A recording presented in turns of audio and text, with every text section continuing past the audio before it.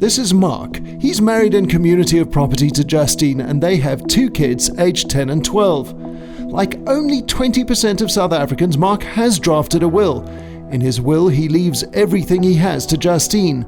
If she also dies, their combined estates will go into a testamentary trust until the children are 21. It sounds reasonable until you calculate the real cost of dying. Mark's gross executable estate is made up of his home, investments, cars and other assets, and a policy to cover his bond. Because he's married in community of property, Justine's assets of 1.5 million rand are included in their estate total. But let's look at the costs incurred when Mark dies.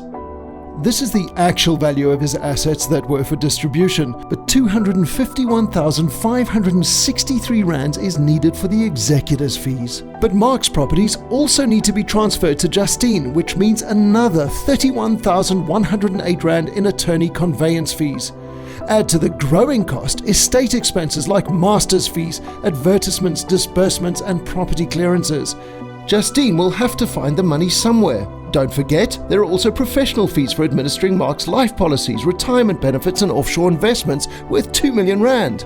That's another 17,250 rand gone in fees. Already a substantial chunk of Mark's legacy is gone, and they don't include the cost of a funeral or the family's everyday living costs. The executor will need to find them somewhere while the estate is wound up. But things can get a lot worse for their children if Justine dies at the same time as Mark or soon after. If Mark and Justine both die, inheritance taxes that include estate duty and capital gains tax are triggered, a whopping 464,800 rand.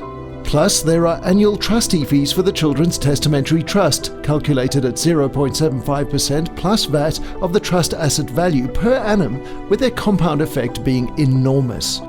Mark's assets started at 3.75 million rand, excluding his 1 million rand life cover, but the cost of his death means he's lost 10% if he dies and 40% if he and Justine die. The available cash in his estate is all but depleted. Mark's family might have to part with their life insurance payout or borrow money to pay the cash shortfall, or his beneficiaries might have to sell their home or other assets to release the cash.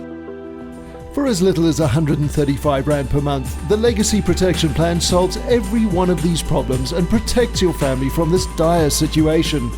And even if your estate isn't exactly like Mark's, the Legacy Protection Plan is agile and flexible enough to adapt to your unique legacy planning needs. To find out more, go to our website to watch more videos or get in touch so we can set up a face-to-face consultation and explain just how the Legacy Protection Plan can help you.